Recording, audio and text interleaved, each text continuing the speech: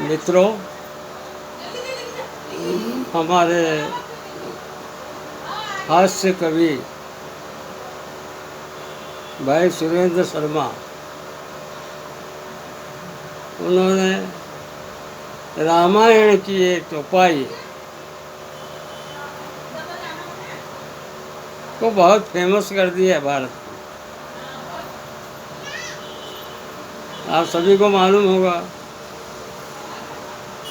कि ढोल गंवार शूद्र पशु नारी ये सब ताड़न के अधिकारी।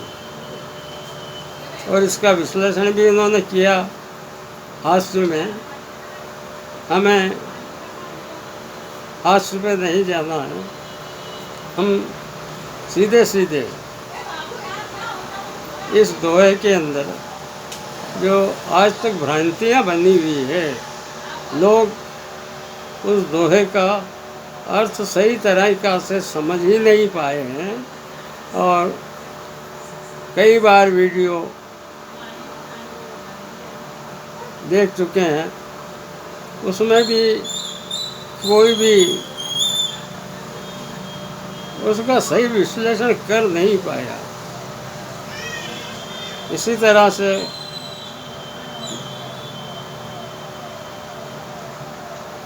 हमने जब उसके बारे में गहराई से विचार किया तो हमें लगा कि तुलसीदास जी जैसे विद्वान व्यक्ति जिन्होंने नारी के सम्मान में बहुत कुछ लिखा है, वो व्यक्ति नारी के बारे में इस तरह की बात कह सकते हैं क्या? बड़ी बड़ी ऊंची क्लासों में तुलसीदास जी की रचनाएं बड़े बड़े कोर्स किताबों में चलती है। इतने बड़े विद्वान व्यक्ति थे वो, ये उनके बारे में ऐसी सोच रखना किसी भारतीय को शोभा नहीं देता। हम उस बात का सही तरीके से आकलन ही नहीं कर पाए कि उसका अर्थ है क्या, वो क्या बोले हैं, और कुछ भी अपने मनगढ़ंत बातें कई लोगों के मुँह सुन लिए मैंने कि यहाँ भाई सुरेंद्र जी की धर्मपत्नी कहती है कि हाँ सुन लिया, इसमें एक जगह मैं और 4 जगह आप हैं। उसका अर्थ भी यही है कि तुलसीदास जी ने नारी के बारे में भी बोला, लेकिन सही मायने में उसका विश्लेषण करने में शायद कुछ कमियां रह गई है। इसलिए हम भी आपको कुछ बताना चाहते हैं इस बारे में, हमारी भी सुन लीजिए। शायद हो सकता है कि वो बात इन सब बातों से कुछ हटके हो और वास्तविकता की तरफ हमारा ध्यान जाए, क्योंकि तुलसीदास जी की एक प्रकार से क्या कहना चाहिए, आलोचना या उनके बारे में गलत धारणा बनाना किसी भारतीय को शोभा नहीं देता। जिन्होंने रामचरितमानस जैसे महान ग्रंथ का जो कुछ विश्लेषण करके जनता के सामने रखा है, वो आज हर घर में गाया जाता है, लोग मानते हैं। तो हम वापस वहीं आ जाते हैं कि ढोल गंवार शूद्र पशु और नारी। अब आप जानते हैं कि ढोल में रस्सियाँ होती है और उन रस्सियों को टाइट रखने से ढोल अच्छा बोलता है। अगर रस्सियाँ ढीली हो जाए तो ढोल की आवाज़ आएगी नहीं। इसलिए रस्सियाँ ढोल की कसी भी होना चाहिए। और गंवार, जो व्यक्ति गंवार की श्रेणी में आता हो, जो बुद्धि की इनकी कमी होती है, उनको गंवार कहते हैं लोग। आज तो कोई गंवार है ही नहीं, सभी बुद्धिजीवी हैं। लेकिन उस ज़माने की बात है जब तुलसीदास जी ने ये सब लिखा था, तो सोच की बात है कि गंवार लोग जो होते थे उनको भी किसी तरह टाइट करके रखना पड़ता था, खींच करके रखना पड़ता था, तब वो सही तरीके से काम करते थे। इसलिए उनको भी तानना जरूरी है। अब आता है पशु, तो उसका क्या है? पशु को रस्सी से बांध के अगर नहीं रखते हैं तो वो आपको नुकसान पहुंचाएगा। इसलिए उसकी रस्सी टाइट रखना पड़ती है, ना तो किसी को भी मार देगा, आपको भी मार सकता है। इसलिए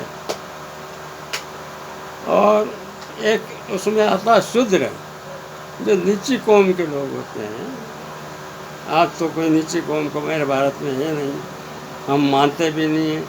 और हमने बहुत कुछ इस बारे में पहल की है कि इस देश में केवल अगर जाति कोई है तो दो ही जातियां हैं, एक हिंदू और दूसरी आप जानते हैं। तो हम शूद्र किसी को कहना चाहते नहीं, लेकिन ये वक्त की बात है, आज से कितने साल पुरानी है ये आप जानते हैं। इसलिए वो शूद्र कौम वो भी उन्हीं लोगों में से आती है जो कुछ बिना पढ़े लिखे और जिनके काम भी थोड़े बिल्कुल निचले स्तर के हुआ करते थे कभी, वो लोग। इस प्रकार से ढोल, गंवार, शूद्र, पशु, ये चारों की रस्सी टाइट रखना पड़ती है, तब स्थिति सामान्य रहती है। और आखिरी में आता है नारी। तो ये नारी शब्द जो है, ये तुलसीदास जी यूपी की भाषा में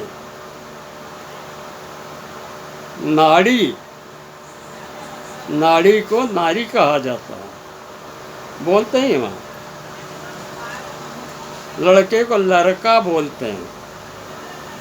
इस प्रकार से नाड़ी को नारी बोला उन्होंने कि ढोल, गंवार, शूद्र, पशु, नारी, ये सब ताड़न के अधिकारी।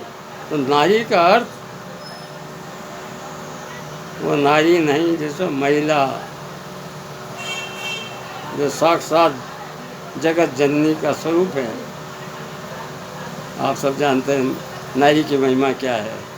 लेकिन यहाँ जो नारी की बात है वो नारी नहीं, नाड़ी है। वो नाड़ी जिसे आप नाभ कहते हैं, आपके पेट के नीचे जो एक नाभ होती है उसे नाड़ी कहते हैं। और उस जगह जो भी रस्सी बांधी जाती है, चाहे वो किसी कपड़े से संबंध रखती हो या बिना कपड़े के भी होती है, तो भी उसको टाइट रखने के लिए एक डोरी पेट पर बांधी जाती है, जिससे वो नाड़ी जो है आपकी वो कंट्रोल में रहे। अगर नाड़ी को आपने यूँ छोड़ दिया तो आपका संतुलन बिगड़ जाएगा। आपके शरीर में जो भी कुछ है उनको सारे को डिस्टर्ब करने का काम लूज नाड़ी है, इसलिए उसको टाइट रखना ज़रूरी होता है। तो तुलसीदास जी ने तो ये कहा है कि चाहे ढोल हो, गंवार हो, शूद्र हो, पशु हो या नाड़ी हो, नाड़ी यानी आपकी शरीर की नाड़ी, तो सबको टाइट रखने से स्थिति यथावत रहती है, शांत रहती है। इसलिए इसका विश्लेषण भी हमें हमारे तरीके से करना पड़ता है, करना चाहिए। अब अधिकतर लोगों की धारणा यही बनी, ये नारी जो है, नारी यानी एक महिला जाति के बारे में तुलसीदास जी ने ऐसा बोला। ये संभव है क्या? आप तो सभी बुद्धिजीवी हैं। और अभी तक जो कुछ लोगों ने कहा है उसमें थोड़ा मैंने खुलासा किया है, आप समझ सकते हैं। और इसके बाद आपसे क्षमा चाहता हूँ यदि आपको कहीं बुरा लगा हो किसी बात का, लेकिन हकीकत यही है कि वो नारी जो है, वो नारी यानी महिला नहीं, वो नाड़ी है जो आपके शरीर की नसों को नाड़ियाँ बोलते हैं, वो है। धन्यवाद।